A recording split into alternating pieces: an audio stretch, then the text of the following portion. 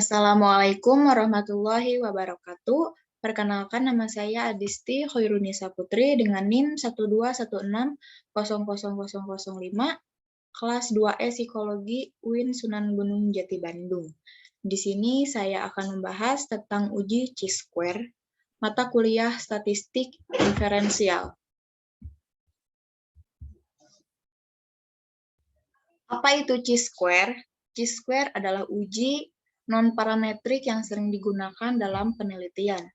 Prinsip kerjanya adalah dengan membandingkan dua variabel yang skala datanya adalah nominal.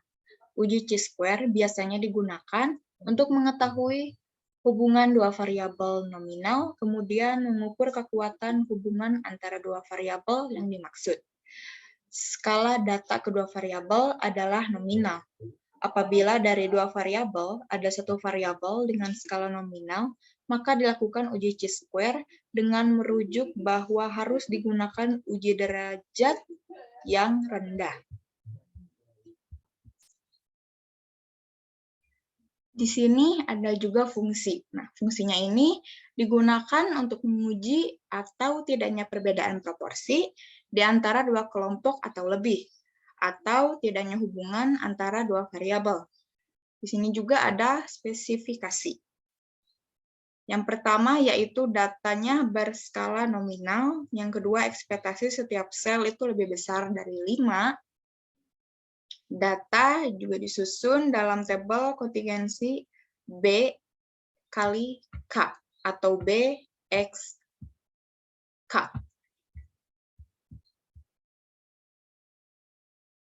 Nah, di sini juga ada syarat uji Chi-square.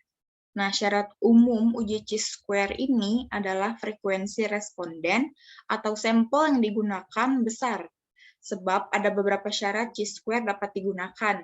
Nah, yaitu yang pertama, tidak ada sel dengan nilai frekuensi kenyataan atau disebut juga actual count sebesar 0. Yang kedua, apabila bentuk tabel kontingensi 2 kali 2, maka tidak boleh ada satu sel saja yang memiliki frekuensi harapan atau disebut juga expected count, kurang dari 5. Apabila bentuk tabel lebih dari 2 kali 2, misal 2 kali 3, maka jumlah sel dengan frekuensi harapan yang kurang dari 5 tidak boleh lebih dari 20%. Nah, di sini adalah contoh soal yang akan kita uji menggunakan SPSS.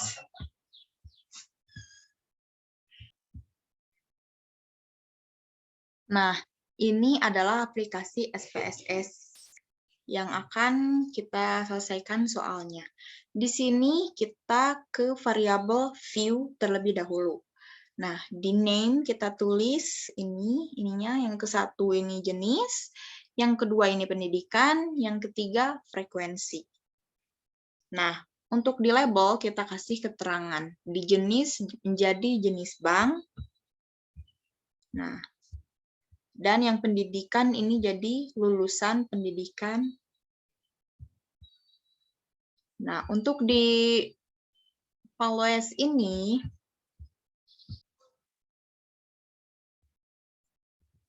nah, di sini. Yang satu ini untuk bank pemerintah, sedangkan yang dua ini untuk bank swasta. Lalu kita oke di situ. Dan yang kedua ini pendidikan. Nah, yang pendidikan ini value-nya 1, labelnya lulusan perguruan tinggi. Dan yang kedua ini value-nya 2, labelnya lulusan SLTA gitu ya. Lalu kita oke. Nah, di sini tuh yang measure-nya itu yang jenis adalah nominal, pendidikan juga nominal, frekuensi scale.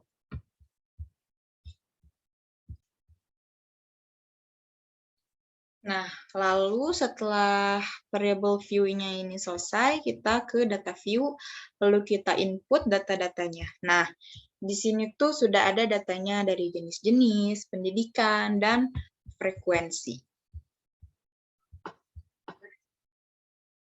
Nah, setelah data dimasukkan, nah kita pilih ke sini, data.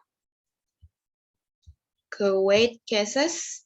Nah, lalu di sini tuh frekuensinya kita ubah ke sini, lalu weight case-nya juga di ini ya, di checklist, lalu oke di situ tuh. Nah,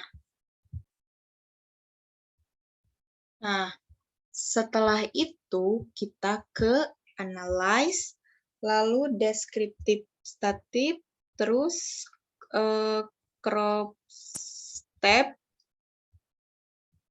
Nah, di sini tuh yang rows-nya kita masukin yang lulusan pendidikan. Nah, sedangkan yang columns kita masukkan jenis bank.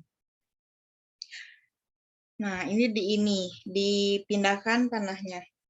Lalu klik statistik, lalu kita centang chi-square-nya dan continue. Lalu di sini oke. Nah, di sini juga langsung ada hasil output-nya. Nah, ini adalah hasil output-nya.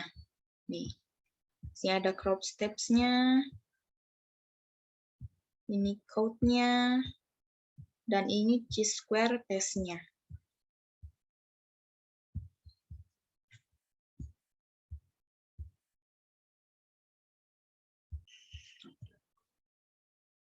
Nah, tadi kan kita sudah menggunakan SPSS untuk menganalisis soalnya gitu ya. Nah, ini tuh sekarang kita pindah ke Word.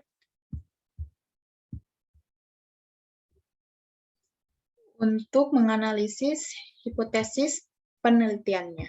Nah, ini adalah hasil output yang tadi.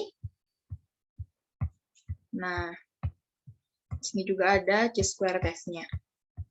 Nah, di sini tuh hipotesis penelitiannya terdapat hubungan signifikan antara jenis bank yang dipilih dengan tingkat pendidikan masyarakat. Nah, hipotesis statistiknya itu H0 tidak terdapat hubungan signifikan antara jenis bank yang dipilih dengan tingkat pendidikan masyarakat. H1-nya terdapat hubungan signifikan antara jenis bank yang dipilih dengan tingkat pendidikan masyarakat. Nah, ini adalah statistik ujinya dan kriteria uji. Nah, setelah dianalisis dan diolah, nah kesimpulannya ini H0 ditolak. Maka diartikan bahwa proporsi orang dalam tingkat pendidikan masyarakat dalam memilih bank untuk menyimpan uang ini sangatlah berbeda gitu ya. Nah, seperti itu. Mungkin cukup sekian yang saya bisa sampaikan dalam materi ini. Saya ucapkan terima kasih. Assalamualaikum warahmatullahi wabarakatuh.